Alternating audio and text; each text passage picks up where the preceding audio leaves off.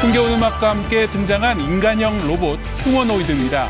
전통 춤을 추며 빙글빙글 수건을 돌리더니 하늘로 수건을 던지고 능숙하게 받아냅니다. 영웅을 연출한 세계적 감독 장이모우가 연출한 로봇들의 군무입니다. 중국이 국영 CCTV를 통해 수억 명의 자국민들에게 선보였습니다.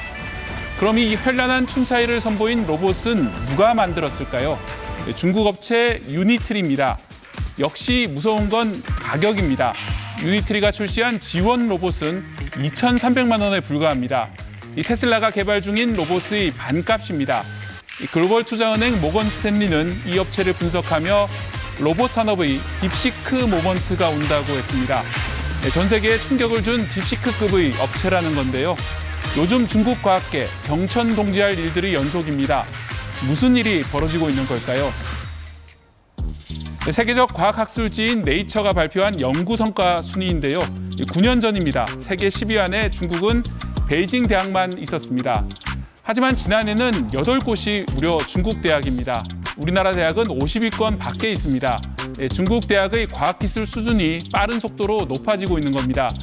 이러다 보니 최근 주목받는 기업도 중국 내 대학 출신들이 주도하고 있습니다. 중국 리창 총리를 만난 더벅머리에 안경을 쓴 청년이 바로 전 세계를 충격에 빠뜨린 딥시크 창업자 량원펑입니다. 40살로 중국 저장대 석사 출신입니다. 이 딥시크를 이끄는 개발진들도 20, 30대 중국 토종 인재들인데요. 유니트리도 35살의 상하이대 석사 왕싱싱이 창업했습니다. 중국은 이미 세계 과반을 차지한 드론과 전기차에 이어 로봇과 인공지능 개발에 박차를 가하고 있습니다. 반면 우리는 인재의 의대 쏠림이 심각합니다.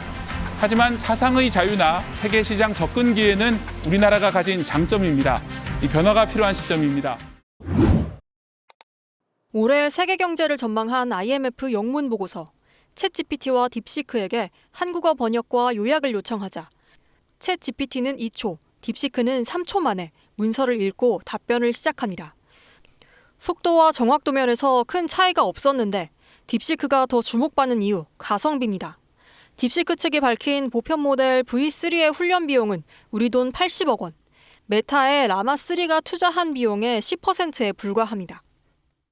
They were able to really do this on what some people would call a shoestring budget.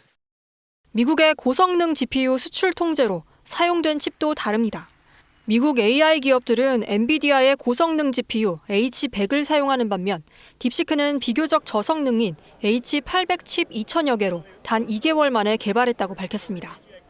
딥시크 기술 보고서의 성능 시험 결과 언어 부문 정확도에서 딥시크는 챗 GPT 등과 같은 80%대로 근소한 차이로 앞섰지만 수학 부문 정확도는 90%대로 미국의 AI 모델들의 70%를 크게 뛰어넘었습니다. 이를 두고 냉전 시대 옛 소련과 미국의 우주 개발 경쟁에 빗대 AI의 스푸트니크와 같은 순간이라는 평가도 나옵니다.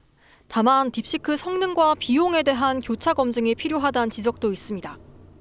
중국이 인건비나 이런 게 상대적으로 좀 저렴하고 여러 가지 조건들이 드러나지 않은 게 있어서 새로 출시된 딥시크의 R1 모델은 오픈AI O1보다 일부 기능이 앞선 걸로 알려졌는데 오픈소스로 개발자 등의 사용이 자유로운 것도 특징입니다.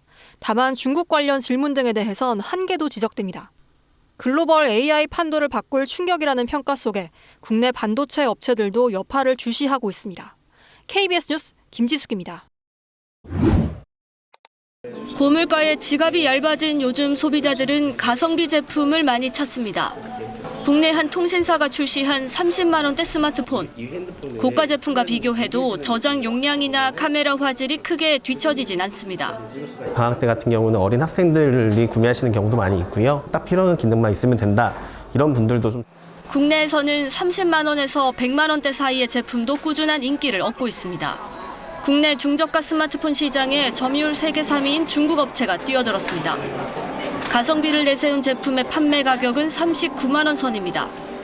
여기에 독일 카메라 업체와의 협업을 통해 촬영 기능을 강화하고 인공지능 서비스를 내세운 50만 원대 제품도 있습니다.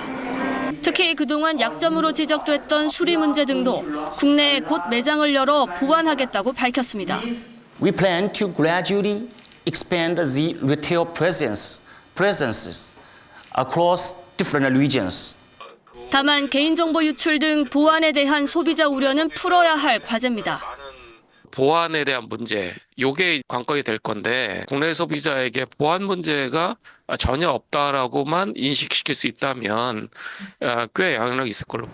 삼성과 애플이 선점한 국내 스마트폰 시장에 괜찮은 성능에 값싼 가격을 앞세운 중국 업체가 도전장을 내밀고 있습니다. KBS 뉴스 황정호입니다. 중국 업체 샤오펑이 내놓은 차량입니다. 변신 로봇처럼 차디가 열리더니 로봇 같은 무언가를 내려놓습니다.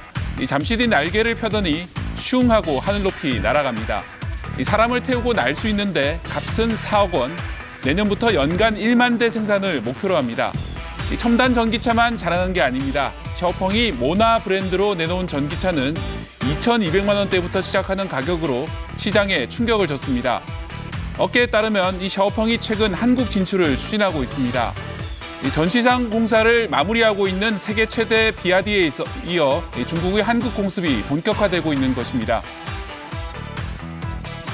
전 세계적으로 프리미엄급 자동차들 중에 세계 판매 3위가 우리나라예요. 고객들이 워낙 까다롭고 수준이 높기 때문에 한국에서 성공하면 세계에서 성공할 수 있다라는. 하지만 인천 벤츠 폭발 사고에서 보듯 중국산 배터리에 대한 소비자의 불신도 엄연히 있습니다. 그래서 소비자에게 팔기보다 렌터카 업체에 차를 팔 가능성이 있습니다. 최근 홍콩을 기반으로 한 사모펀드인 어피니티가 국내 렌터카 1위 롯데렌터카와 2위 SK렌터카를 잇따라 인수했습니다. 업계에서는 중국 업체들이 일단 렌터카 시장부터 장악할 가능성이 있다고 보고 있습니다.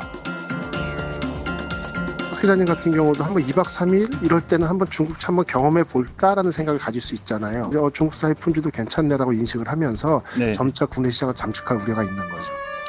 거대한 자국 시장을 기반으로 급성장한 중국 전기차는 유럽과 동남아에 이어 한국 시장으로 눈길을 돌리고 있습니다. 우리 최대 시장 미국이 트럼프 시대를 맞아 관세 장벽을 높이 세우고 있는 와중에 한국 업체들은 사면 초가에 놓였습니다.